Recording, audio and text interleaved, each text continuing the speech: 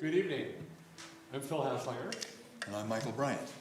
And thanks to Orchard Ridge for letting us use this space tonight for this program. Welcome to those of you who are here. Welcome to folks who are joining us either on the live stream or later on YouTube. It's good that we can all be together tonight. In the course of the program, there'll be some times when we will invite you to join us in song, so I will be kind of the person to cue you in when those times come. We understand that, when you're gathering for something like this, there's a lot of rushing and fussing and getting a parking place and getting settled, so maybe just take a moment to just enjoy being here, just take a breath and settle in for our evening together.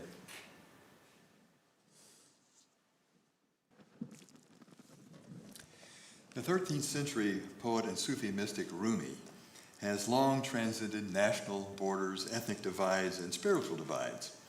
I set a portion of one of his poems to music, and we'll use that tonight as an invitation so that no matter what your tradition is or what experiences you've had, we may meet one another. One of the things you'll notice this evening is that the songs I write are pretty simple, and that means they're easy to sing along with, I hope. And this one is probably the simplest of all of them, and I'll sing it through, I guess it's just a verse one time, you'll know the verse, and when we sing it again, if you feel like singing along, that would be lovely.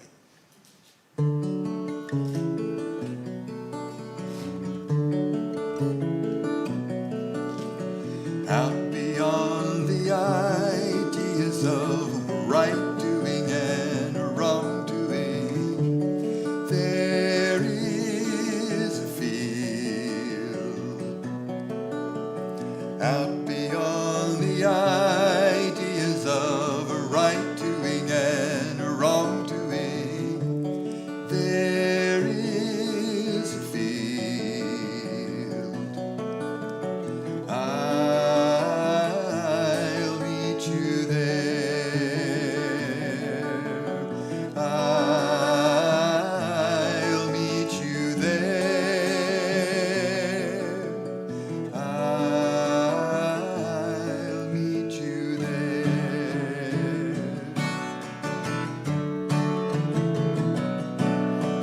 Out beyond the ideas of right doing and wrongdoing, there is a field.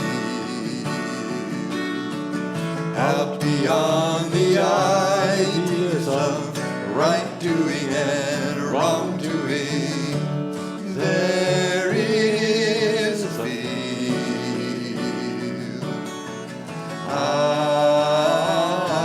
I'll meet you there. I'll meet you there. I'll meet you there. I grew up in a small city in northeast Wisconsin called Marinette. It was along the south shore of the Menominee River, just where it emptied into Green Bay. Now, keep that location in mind for a minute. I grew up with the creation story that comes out of the Hebrew Bible, and that's also common in the Christian tradition. Islam tells the creation story just a bit differently, but it's fairly similar to the story that I grew up with. And over time, I came to understand the idea that God created the universe in 6 days and created humanity in the image and likeness of God. Not as a literal historical thing, but it framed my understanding of the origins of the world and of us. And it was good. But then I learned another creation story. It was a story set not in a beautiful garden by the Tigris and Euphrates rivers that run from Syria into Iraq, but by the mouth of the Menominee River, literally just down the street from where I grew up. In the Menominee tribal tradition, when the Great Spirit first made the earth, he also created a large number of spirits. And one of the good spirits took a bear to the mouth of the Menominee River, and as the bear swam up the river, it changed its form into what became human. And that first human then called other animals and fish and birds into human forms, and they became the clans of the Menominee tribe. My understanding of how different spiritual traditions form the story of creation widened as did my understanding that many of us share some common themes in our stories and in our understanding of the divine. Today, we're gathering on land originally inhabited by the Ho-Chunk tribe. In their story of creation, the divine is called Earthmaker. And while the details differ, there is still the creation of water and light and vegetation and people. Earthmaker said, "As things are just as I wish them, I shall make a being in my own likeness." Sound familiar? So he took a piece of clay and made himself and breathed into its mouth. Caitlin Curtis, a woman who blends her Potawatomi heritage with her Christianity, notes in her book Native, all the tribes of Turtle Island, that's North America, have creation stories. We've been asking for centuries what life was like at the beginning. That sense of the natural world that we all share, no matter which story we decide to choose, as a good starting place for us tonight. And this song sort of takes us into that natural world.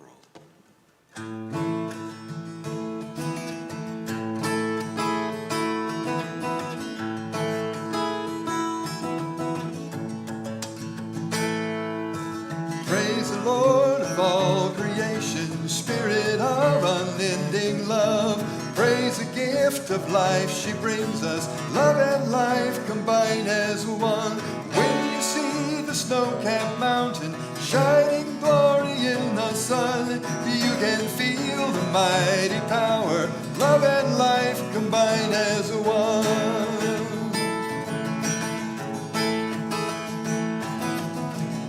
Kindness of a stranger reaching out a helping hand, you can feel the love that's there in every woman, child, and man.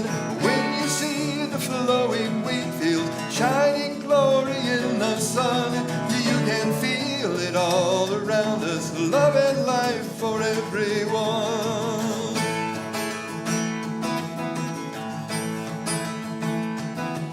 From the love of the Great Spirit came the first strong spark of life, glowing through the land and ocean, bringing forth all forms of life.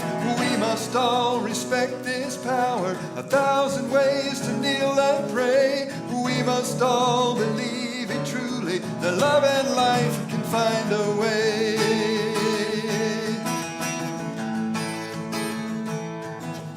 In the eyes of friends and family, in the hearts of all we know, burns a fire of their desiring to let life live and let love grow.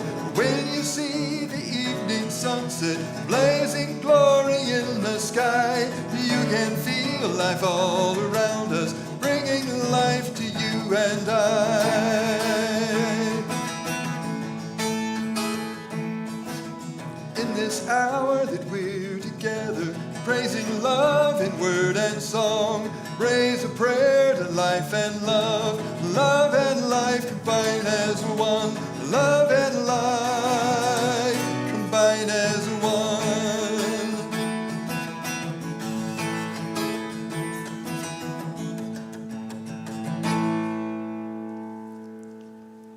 This program grows out of the work over the last 15 or so years by the Reverend Betty Stuckey and her spouse, folk singer Noel Paul Stuckey. Betty had studied theology and was concerned about how often religion was used to fuel violence, and that fuel was poured on top of disputes over land and money and power. And the same has been true of how race and ethnicity and gender have all been used to fuel violence. We know that none of our faith traditions is perfect in this regard. Each tradition has people out at the edges who decide that violence is either a way to force others to submit to their beliefs, or that religion is a useful tool for oppressing and exploiting others. We in the Christian faith tradition know there are also sharp divides among us about what it means to follow Jesus. Still, there's a common theme across faith traditions as well as humanist traditions that's an antidote to that fuel of hatred. And that theme is the power of love. For Christians, there's a line in the New Testament from the first letter John wrote to the very early Christian communities that speaks to this. Whoever does not love does not know God, for God is love. And John went on, if we love one another, God lives in us. Tonight, we're going to explore how different traditions may understand the divine in different ways, and yet we'll focus on the commonality that many of them share. We hope that what you hear this evening might inspire you to learn a bit more about a faith tradition different than your own, and to deepen your understanding of what you believe and of how you live it out. Wherever you are in that vast expanse of beliefs, we hope you will approach this evening with a sense of cultural humility, of not thinking any one of us has all the answers. As Presbyterian preacher Anna Carter Florence said in a sermon, maybe we know God best when we have to listen to a person different than ourselves. So we come back to that core value in so many belief systems, love, and that's what can bind us together. Noel and Betty wrote a song about that. And this one was written by Noel, and I think he definitely would like for folks to sing along with this one, so I'll teach you the chorus. And it's sort of a call and response thing. So I'll sing one flame, One flame. You'll sing back one flame, and then we'll sing together. Many candles, sort of like that. And then one sky, many stars, one sea, many rivers, and then together one love, so many hearts.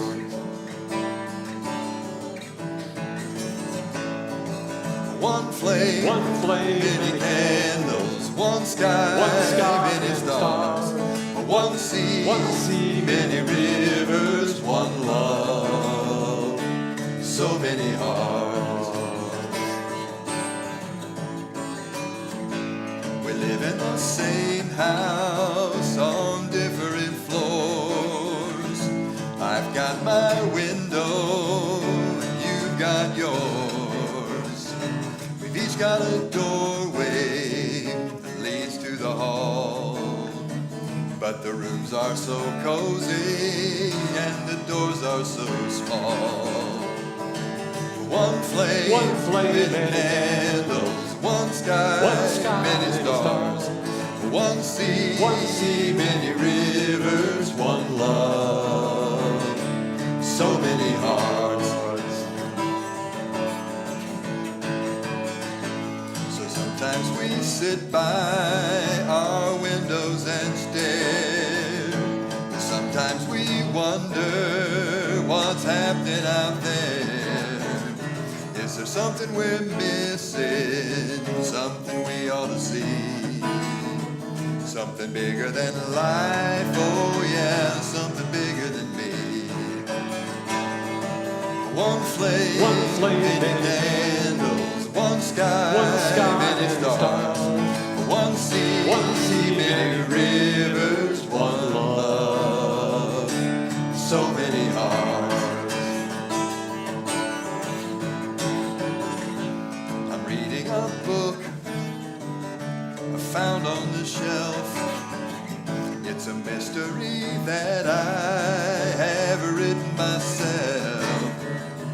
I'm in the last chapter, not sure what's in store, but I'm betting it ends with a knock on the door.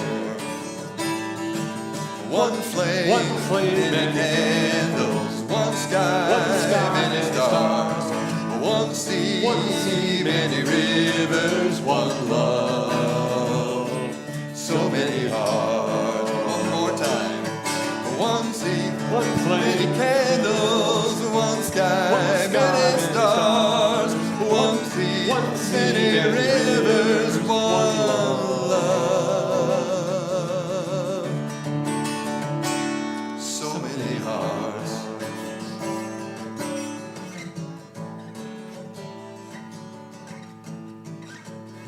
Betty tells a story of the impact the book and the movie The Life of Pi had on them a few years ago. The lead character in the book is a teenager whose name is Piscine, or Pi for short. And in one scene in the book, Piscine, who was raised as a Hindu, and his parents are being confronted by a Christian priest, a Muslim imam, and a Hindu scholar known as a Pandit. Piscine had been faithfully attending services in his own Hindu temple, as well as at the church and the mosque, and each of the religious leaders were heatedly claiming that Piscine belonged to their religion and only to their religion. When Piscine was asked to comment on the argument, he quoted Gandhi, who said, "All religions are true." "I just want to love God," Piscine told him. Betty said that's just how she felt during her 4 years at Harvard Divinity School. "I just want to love God." She found the choices of which God overwhelming and confusing, and she was filled with questions. Questions I think many folks wrestle with in this time when so many people feel less attached to religious institutions, but still seek to understand what a sense of divinity might mean in their lives. Which God? The Christian God, depending on who you spoke to, was angry and vengeful or compassionate and forgiving? Who is right? You're on. Well, I thought you were going to talk about the Christian God. Islam, no. Okay. Islam. In Islam, the divine is most often referred to as Allah, and Muhammad is a prophet or messenger of Allah. And this is a religion that values prayer and caring for the needs of others and submitting to the divine will. The Jewish people focus on belief in one God who cares for God's people, and there is a calling to repair the world. 3 faiths, 3 different takes on the divine. Could there be more than one God? Could the many conceptions of God all lead to one divine presence? What about Buddhism? Founded by Siddhartha Gautama, he walked away from a big inheritance to try to find divine presence within. Buddhism doesn't have a divine being as such, but embraces teachings of the impermanence of life, compassion for others, and the liberation for all people. Teachings that are common with other faith traditions.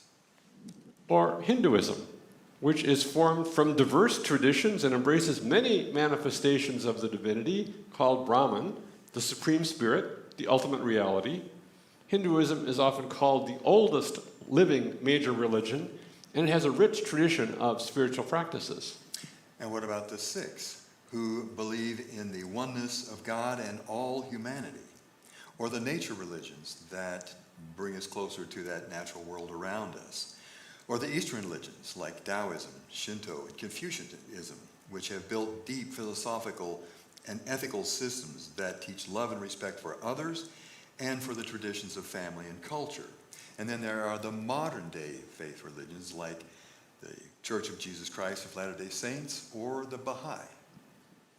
Betty said that gradually she began to realize that God lives in a land beyond language, in a land beyond limits, that God is far larger than our little imaginations can take us. Some people talk about the images we have of God as a metaphor, since none of us can really capture the essence of the divine in our own minds. Think of some of the metaphors we hear: God, goddess, creator, spirit. There are so many: father, mother, ground of being, wind, bush that burns and is not consumed. It's not that any one metaphor is better than another. It's that some metaphors speak to us and some speak to others. And together we get glimpses of the divine, but not the total reality. None of us has an exclusive claim on God. And at their best, the world's faith connect us to the same ultimate reality, the reality of compassion and caring, the reality of love. So this next song is a medley. The first part of it, was written by Leslie Duncan, and it's called Love Song. And I've changed a few of the words of that song to better relate to what we're focusing on tonight. Then in the middle is a short little song that I wrote based on a prayer that I learned while learning to meditate. And what I found interesting about it was that I studied meditation with a Zen Buddhist and a Franciscan monk, and they both used this prayer in meditation.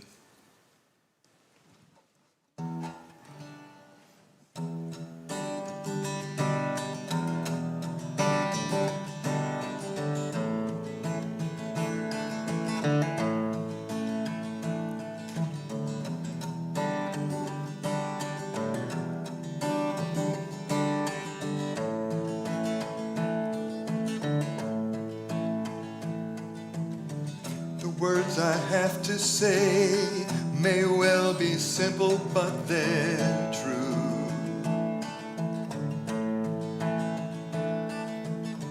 They came to teach us love, but now it's up to me and you.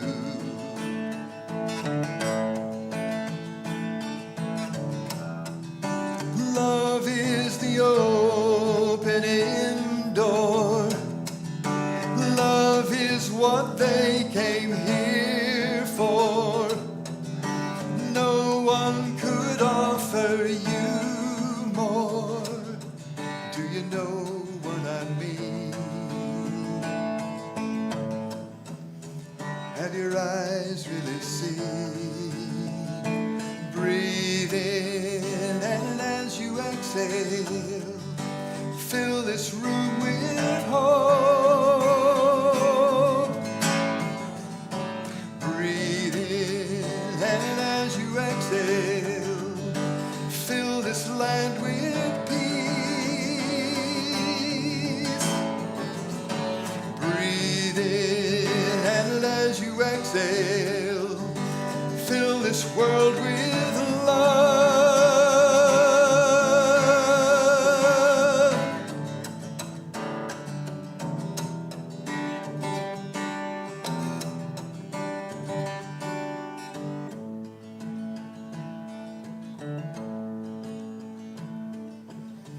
Love is the antidote to all the evil in this land. So open up your heart and you'll begin to understand.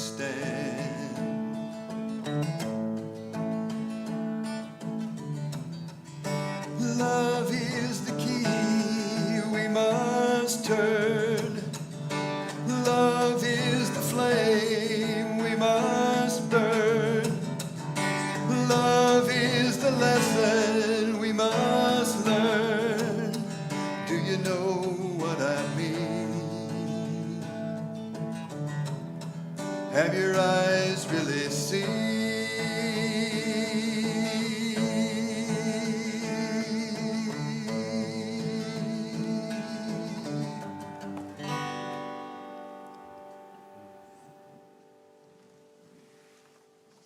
Valerie Carr is one of the vibrant voices of our time, advocating for the kind of love we're talking about tonight. Revolutionary love, she calls it. Valerie is from the Sikh tradition, and she tells the story of its first teacher, Guru Nanak, who lived in India from the mid-1400s to the mid-1500s. He was troubled by the violence he saw around him, violence between the Hindus and the Muslims, tensions that continue to this day. Valerie tells the story of Guru Nanak going to a river for 3 days and returning with a vision called Ek Aknar, one supreme reality, the oneness of all humanity. I see no stranger, he said. I see no enemy. Love enabled him to see with new eyes, just what Michael was singing about. In her book, See No Stranger, a memoir and manifesto of revolutionary love, Valerie writes, "The call to live beyond our own flesh and blood is ancient. It echoes down to us on the lips of indigenous leaders, spiritual teachers, and social reformers through the centuries." Valerie goes on. Guru Nanak called us to see no stranger, Buddha to practice unending compassion, Abraham to open our tent to all, Jesus to love our neighbors, Muhammad to take in the orphan, the female Hindu poet Mirabai to love without limit. They all expanded the circle of who counts as one of us and therefore who is worthy of our care and concern. These teachings were rooted in the linguistic, cultural, and spiritual context of their time, but they spoke of a common vision of our interconnectedness and interdependence. Valerie quotes these sayings. It is the ancient Sanskrit truth that we can look upon anyone or anything and say, Tatvamasi, I am that. It's the African philosophy, Ubuntu, I am because you are. It's the Mayan precept, in Lakesh, you are my other me. Noel Paul Stuckey wrote a song using that theme of revolutionary love. He called it Revolution One by One. And here he is singing with some of the images that help carry that message. I'm gonna start a revolution. I'm gonna take it to the street. I'm gonna smile at every solitary person that I meet. I'm gonna wave a toast stranger, no matter where they're from. I'm gonna start a revolution. I'm gonna win it one by one. Now the secret of this movement I'm about to share with you. You just pick somebody that you don't know, that's all you have to do.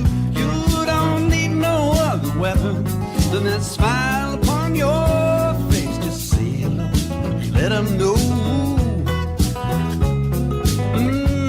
We're all part of the human race, and if you should count, as I'm sure you will, some disbelieve in cynicism, disbelieve in still we're gonna open all these windows, we're gonna unlock every door, we're gonna sweep out every corner, we're gonna mop up every floor till he goes a dancing in the jaw of the dragon, sleeping in the lion's den, dreaming in the arms of angels.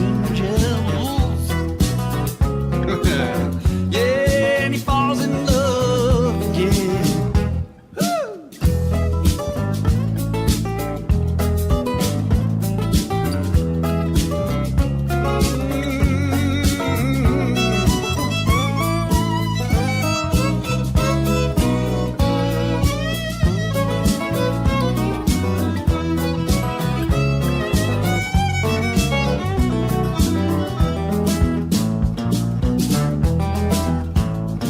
Hey, this revolution's bound to change a million hearts.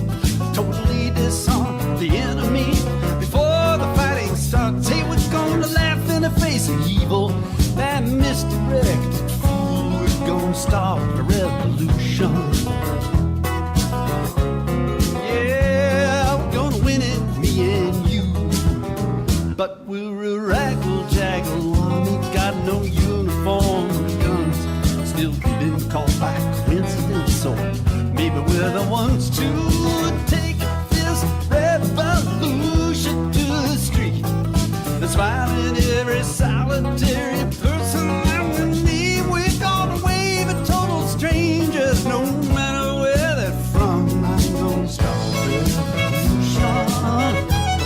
Yeah, come on. We're gonna win it one by one. We're gonna win it one by one.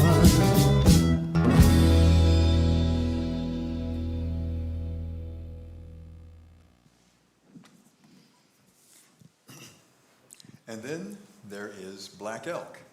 Black Elk was a holy man and mystic of the Oglala Lakota people in not too far from here in North America. And he lived from 1863 until 1950.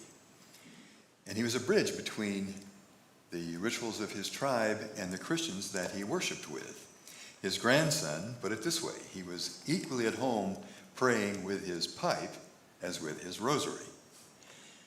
In the book, Black Elk Speaks, he says this: "Then I was standing on the highest mountain of them all, and around about beneath me was the whole hoop of the world. And while I stood there, I saw more than I can tell and understood more than I saw, and the shape of all shapes as they must live together like one being. And I saw the sacred hoop of my people was one of many hoops that made one circle. as wide as daylight and as starlight. And in the center grew one mighty flowering tree to shelter all the children of one mother and one father, and I saw that it was holy. So when I read the words of Black Elk, it inspired this song.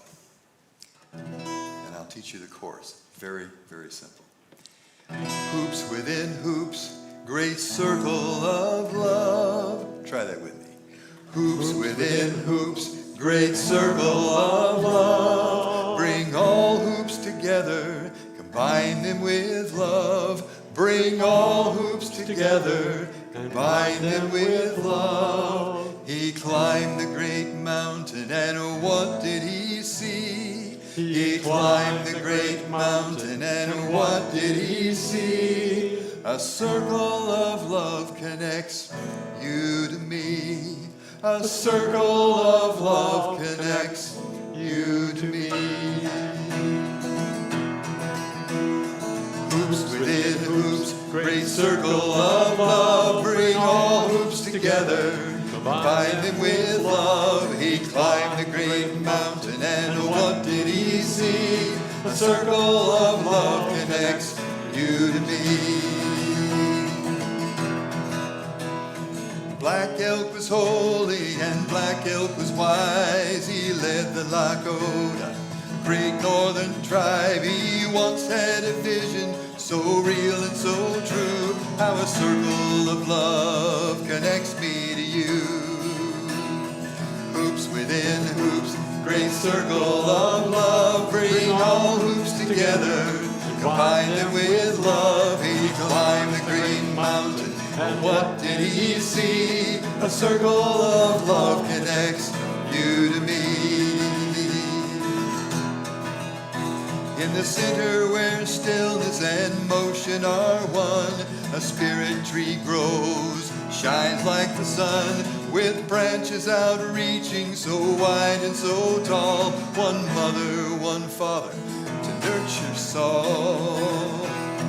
Hoops within hoops, great circle of love. Bring all hoops together, combine them with love. He climbed the great mountain, and what did he see? A circle of love connects you to me.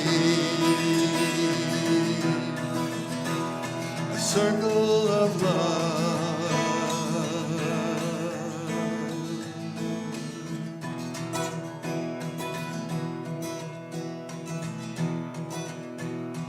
We keep talking about love tonight, and that's because it is so central to all of the faith and ethical traditions of our world.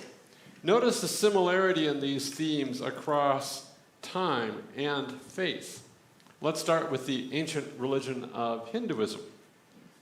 Do not do to others what would cause pain if done to you. Or this from Buddhism.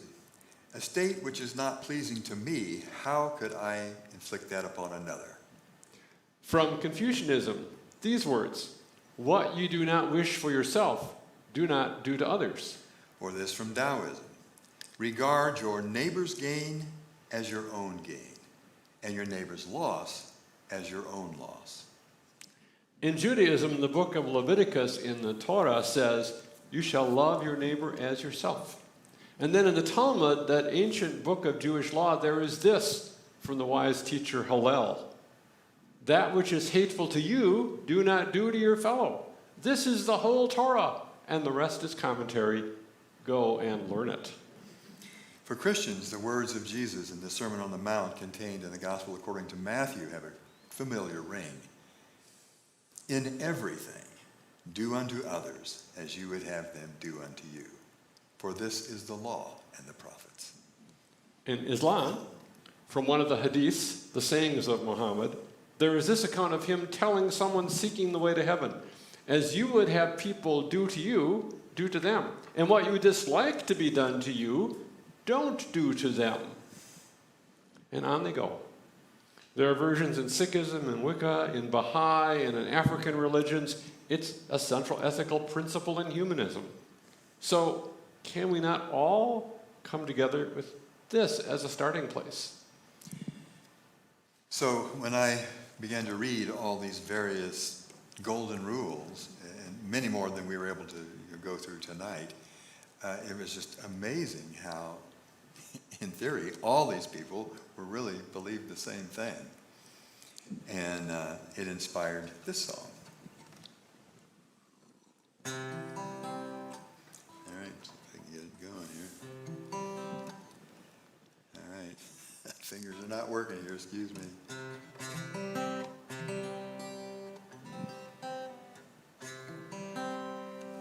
All right, what's going on here? Sorry.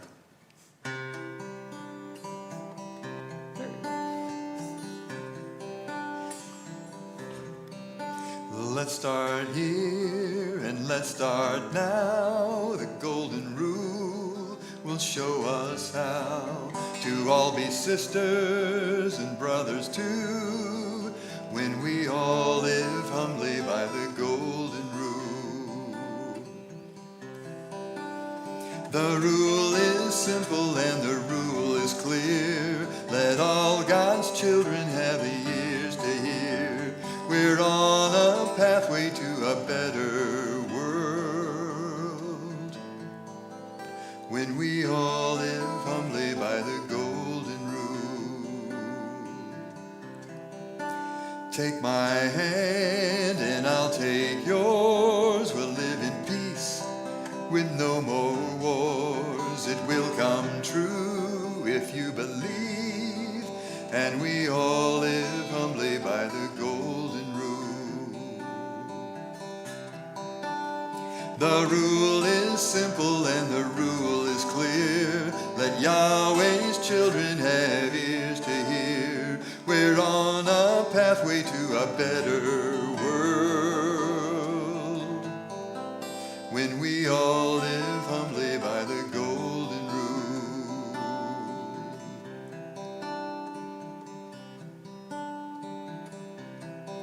Let's do our best to understand the different faiths of every land. Give love a chance to heal our wounds, and all live humbly by the golden rule.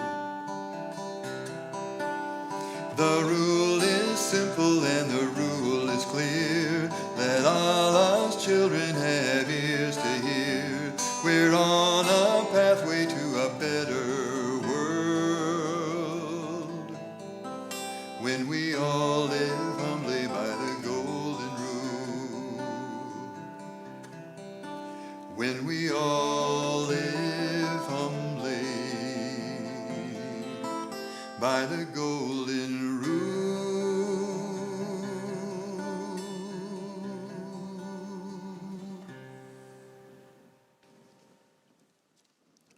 When Ibu Patel was a young man, he had a chance to meet the Dalai Lama, and I think his experience is useful to help us realize that to respect and honor others' people's faith traditions does not mean we have to give up our own.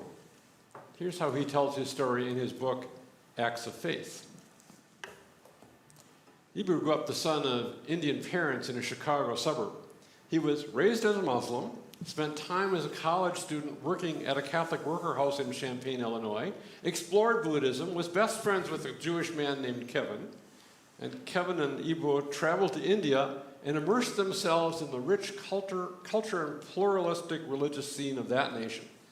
And of course, they had a chance to meet the Dalai Lama, as you do when you go to India, I guess. Like Ibu, Kevin had studied Buddhism, but was then reconnecting with his Jewish roots. So the Dalai Lama said to him, Judaism and Buddhism are very much alike. You should learn more about both and become a better Jew. And then the Dalai Lama turned to Ibu, and Ibu was getting nervous. He really had no particular religious identity at this point, although he was seeking one. How could he tell the Dalai Lama that he was a failure at trying Buddhism? He could not meditate the way he thought he should. You are a Muslim, the Dalai Lama said to Ibu, having been clued in ahead of time. Ibu swallowed hard. Yes, he said, as the Dalai Lama giggled at his obvious discomfort. Islam is a very good religion, the Dalai Lama said. Buddhists and Muslims lived in peace in Tibet for many centuries. And they talked a while longer. And then the Dalai Lama said this to Kevin and Ibu. Religions must dialogue, but even more, they must come together to serve others. Service is the most important. And common values, finding common values between different religions. And as you study other religions, you must learn more about your own and believe more in your own. The organization that Ibu founded, the Interfaith Youth Corps, is built on those principles. Learning while serving together, respecting each other as you delve into your own faith tradition. I don't know where each person here or watching stands tonight in terms of your own belief or religious identity or spiritual path. Every one of us here is probably on a different place on our spiritual journeys. Some of us may have left the faith of our childhood and found nothing to replace it. Some may be pursuing a very interpersonal spiritual life. Some are perfectly content in the faith of their choosing. Some may have little interest in organized religion. When we learn about other religions, as the Dalai Lama told Ibu Patel and his friend Kevin, we do not need to take on the identity of that religion. We can deepen our own, or perhaps discover a new path. But it's essential to acknowledge that other faiths than our own are a legitimate path to a sense of the divine.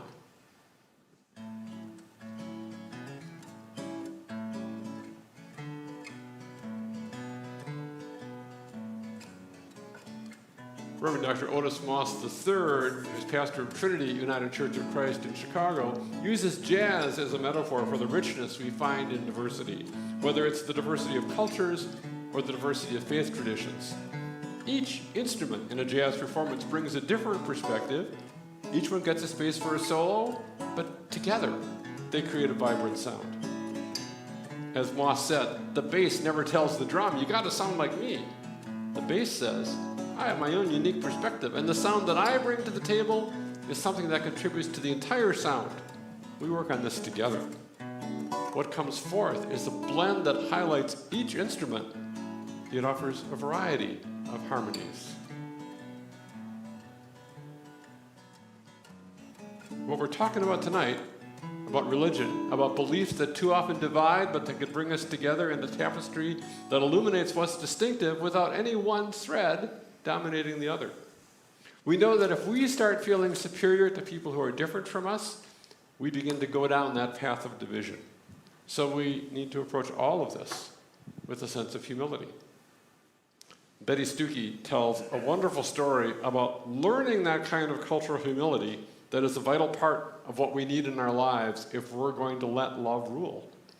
Betty's story comes from a time when she was the chaplain at Northfield Mount Hermon School in northwestern Massachusetts, a co-ed prep school that describes itself as a secular school that affirms religious diversity.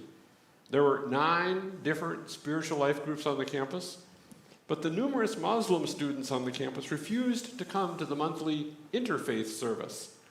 They were concerned about blending their faith with other religions, so Betty began using the term multi-faith. And then one year, over the winter, a Muslim student, we'll call him Assad, was killed in a car accident in Saudi Arabia. He was a very popular student, so there was much grief. Let's have Betty pick up the story from here.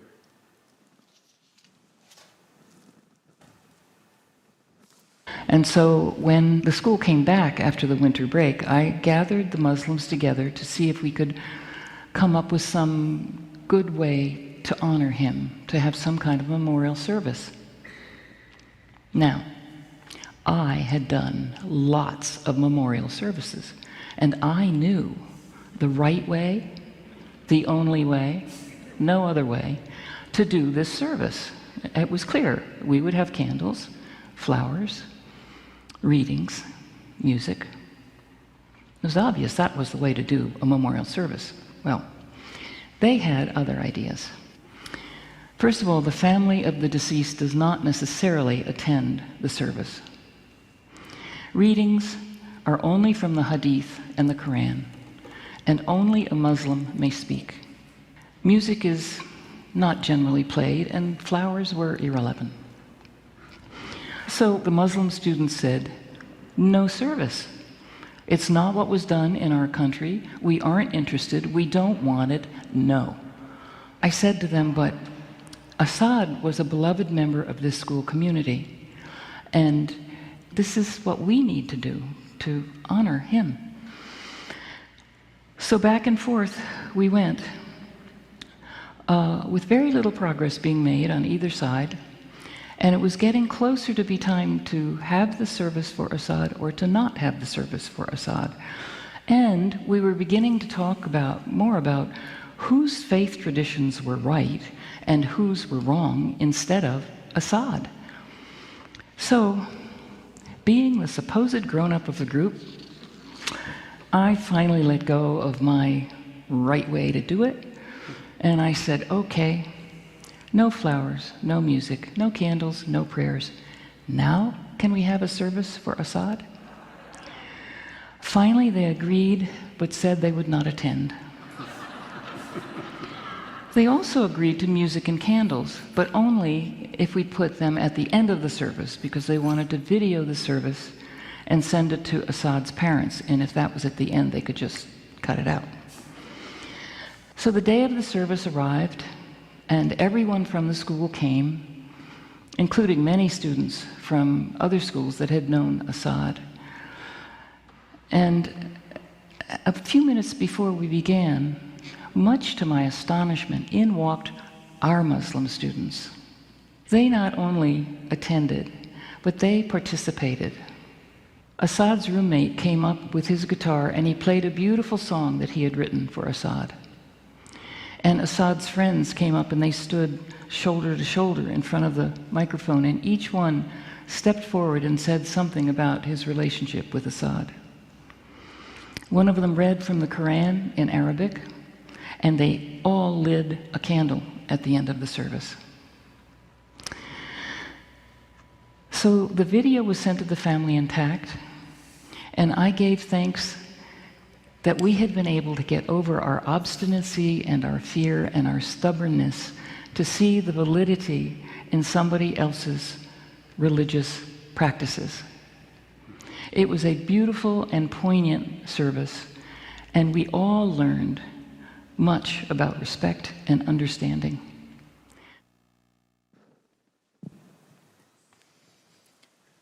So when I saw the story that Betty told, I realized, like we all realize, that these services are not a celebration of death, right? They're a celebration of a life and the love that we shared with that person through the good times and the bad. And that inspired this song. And here's the chorus. If you feel like singing, join in. Celebrate love with us, celebrate life. Try that much. Celebrate love with us, celebrate life. Celebrate the joys we shared, the struggle and the strife. Celebrate the joys we shared, the struggle and the strife. Honoring their memory through the shadows and the light. Celebrate love with us, celebrate life.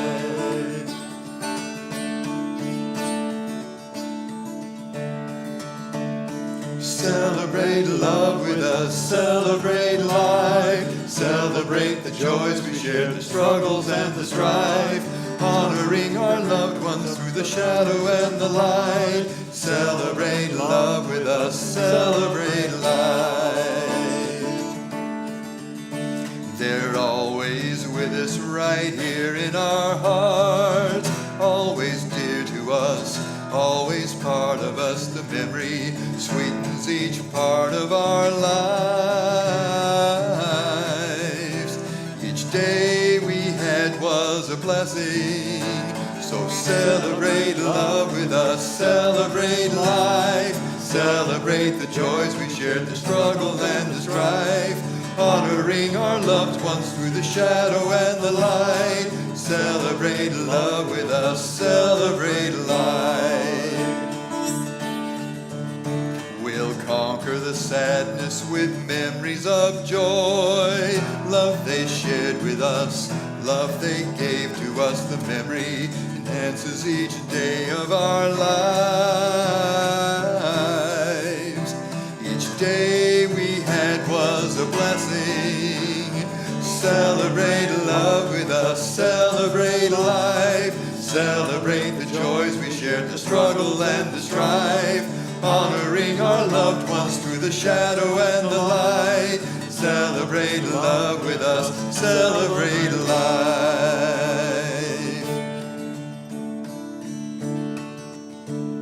As Betty's story suggested, crossing the divides that separate us is not easy, even when people of goodwill are trying to work together.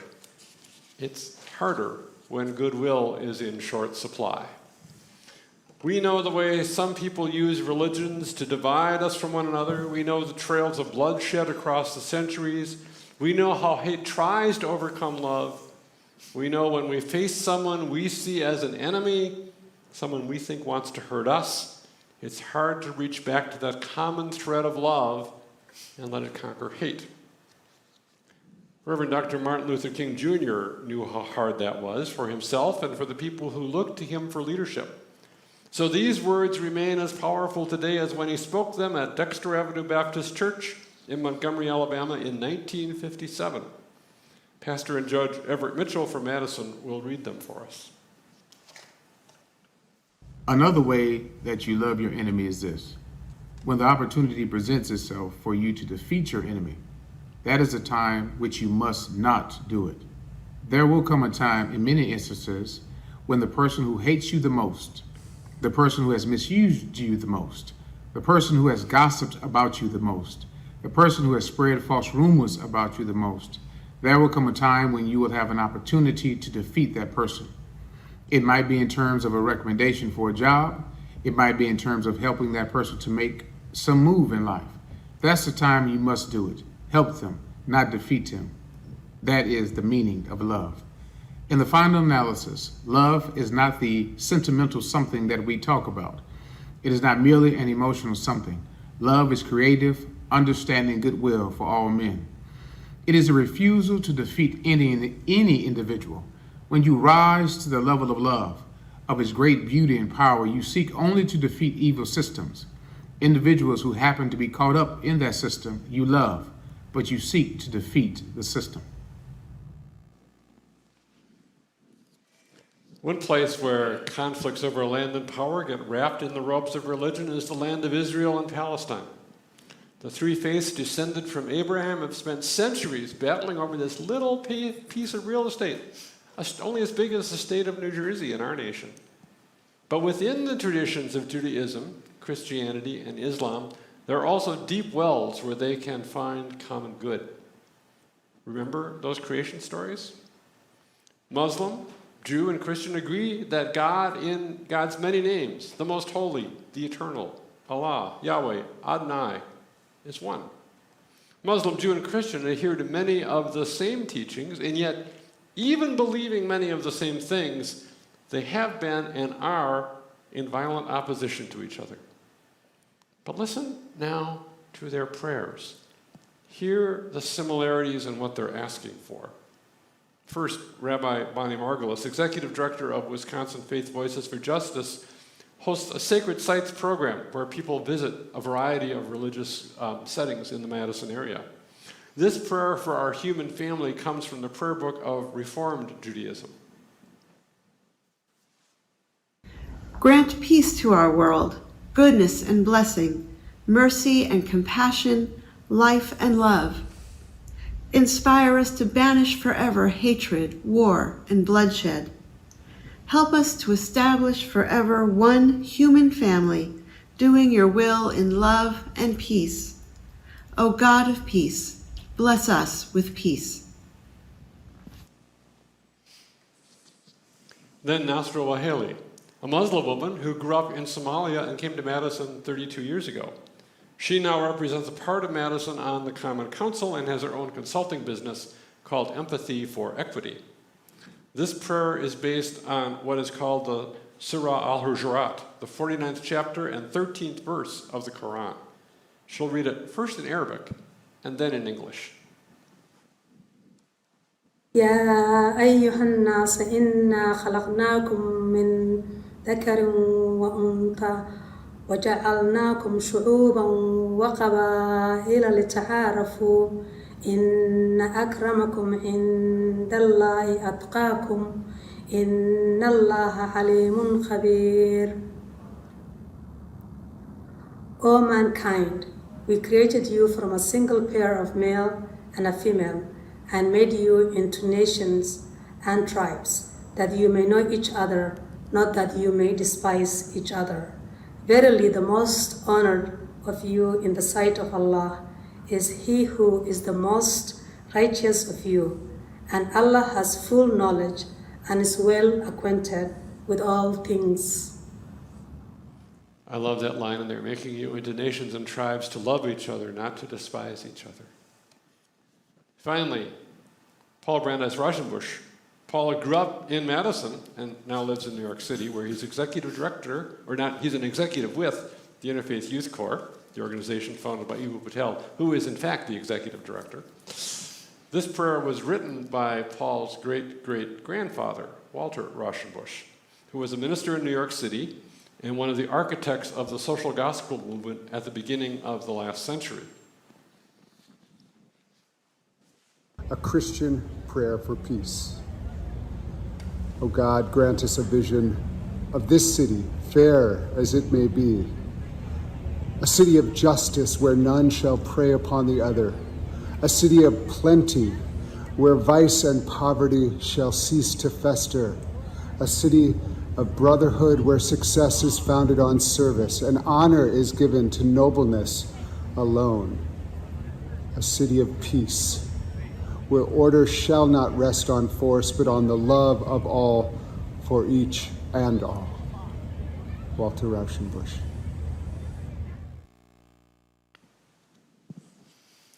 So do you hear the similarities between those three prayers, how they're pretty much saying the same thing? Yet Christian, Muslim, and Jew have been in deep conflict for years and years.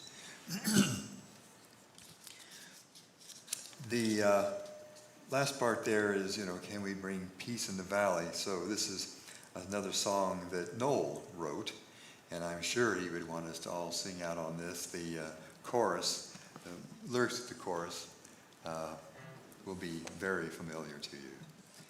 It goes like this. I'll do it slow at first, then we'll all join in. Peace in the valley, peace on the mountain and shore. Try that much with me. Peace in the valley, peace on the mountain and shore. Before you tell a man he's got a splinter in his eye, you better pull the log out of yours.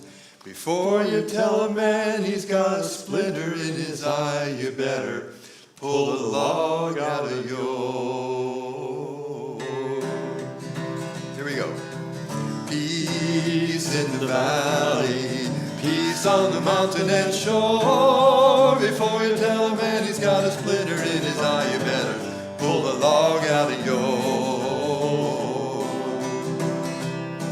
There's a pigeon of peace in my backyard. He's the wrong kind of bird, but he tries so hard.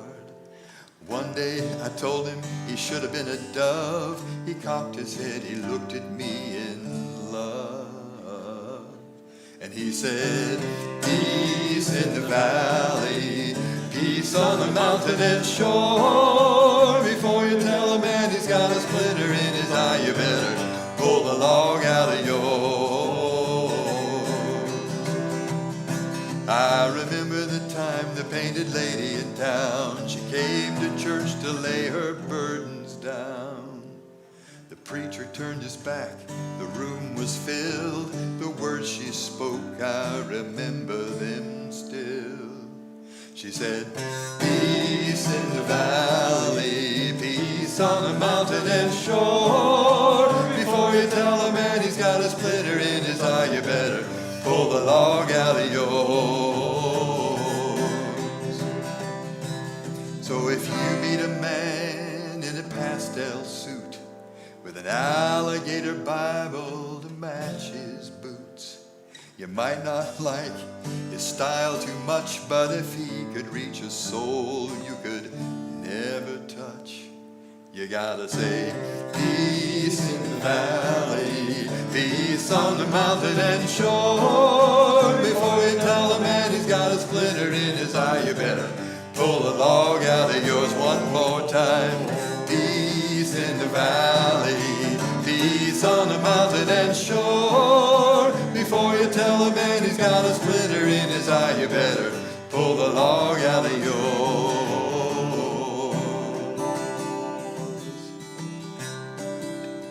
Of course, even within religions, there can be sharp divisions. We have trouble remembering the logs in our own eyes, and we are surely seeing that within Christianity in the United States these days.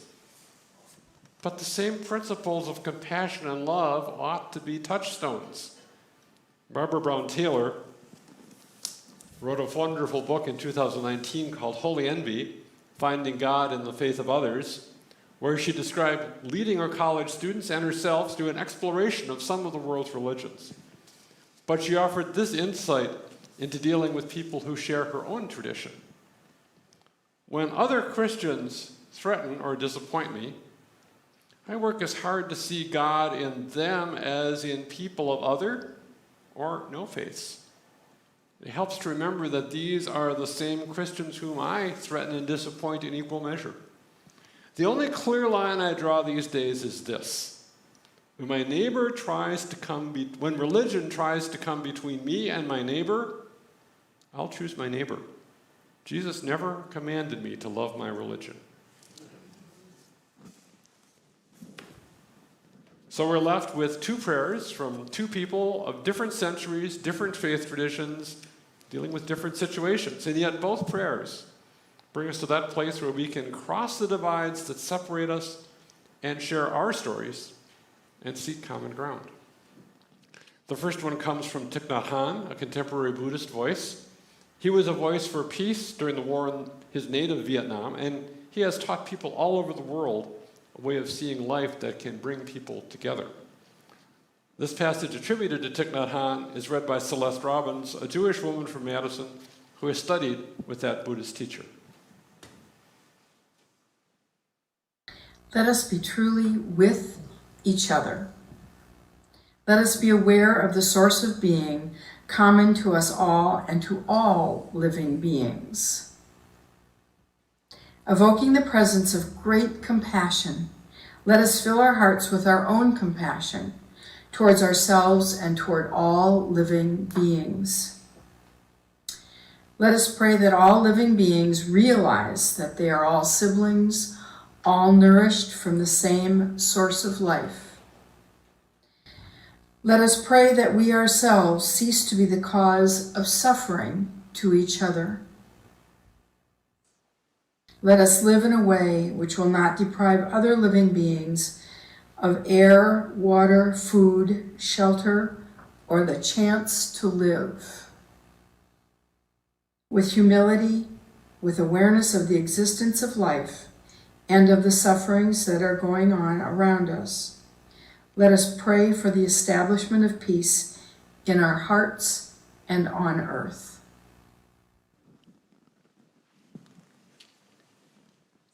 The second prayer is in the spirit of St. Francis of Assisi, a 13th century Italian Christian. And among the many things he is known for is crossing the violent divide between Christians and Muslims at his time. And the words, I imagine, are familiar to many. Reverend Julia Berkey, pastor right here at Orchard Ridge United Church of Christ, will read them as we think about how they resonate with all that we have heard tonight. Lord, make us instruments of your peace. Where there is hatred, let us sow love. Where there is injury, pardon. Where there is doubt, faith. Where there is despair, hope. Where there is darkness, light. Where there is sadness, joy. O Divine Master, grant that we may not so much seek to be consoled, but to console, to be understood as to understand, to be loved as to love. For it is in giving that we receive, it is in pardoning that we are pardoned. It is in dying to self that we are born into eternal life.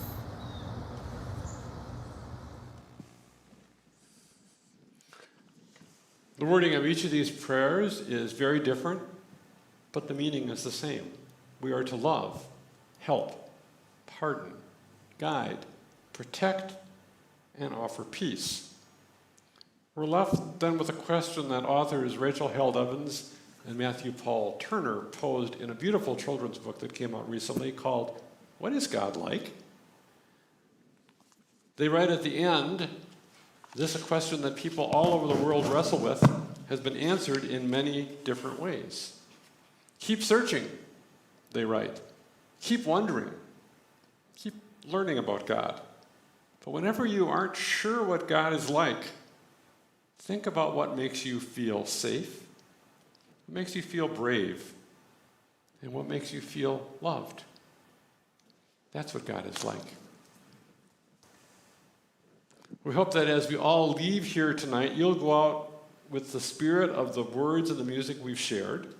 We hope you will apply some of the ideals of openness and cultural humility, not only to the many faith traditions in our world, but to the many racial and ethnic and gender divisions we encounter around us. And we hope you'll consider taking another step or two on our journey together. Could you find a way to learn just a bit more about a faith tradition other than your own? Could you devote some time to going a bit deeper into your own beliefs? Could you perhaps find others who would share this journey with you? I think all of you got the handout that suggests a few ways you might do that, and we'd appreciate any ideas you want to offer to our list. And if you know of someone who might like to have us do this presentation for them, if you could connect us with them, that would be a wonderful thing. For now, let's just hear one more bit of music and then share a prayer as we bring this time to a close.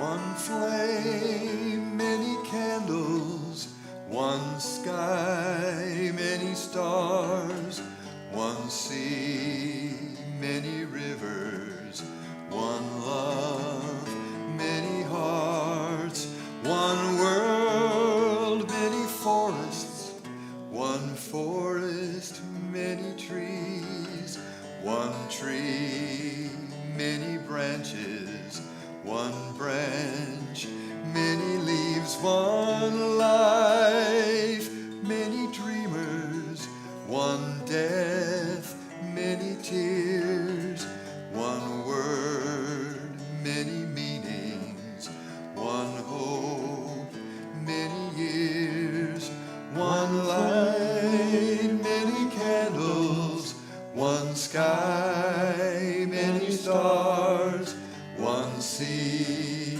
many rivers, one love, many hearts. Would you please join with me in a spirit of prayer with these words gathered by Betty Stuckey. Source of love, we come to you today with hope. Help us to learn to honor our differences while finding a language in which to speak of them together. Give us the strength to question our own traditions and the grace to respect those of others. May we come to honor, even in those we fear, the love that lives in us all. Show us how to speak to the best in our neighbors and attend to the worst in ourselves. May we soon see the day when this world will indeed be a place of peace for everyone. That day begins here, now, with us. Go in peace, love one another, and thanks for being with us tonight.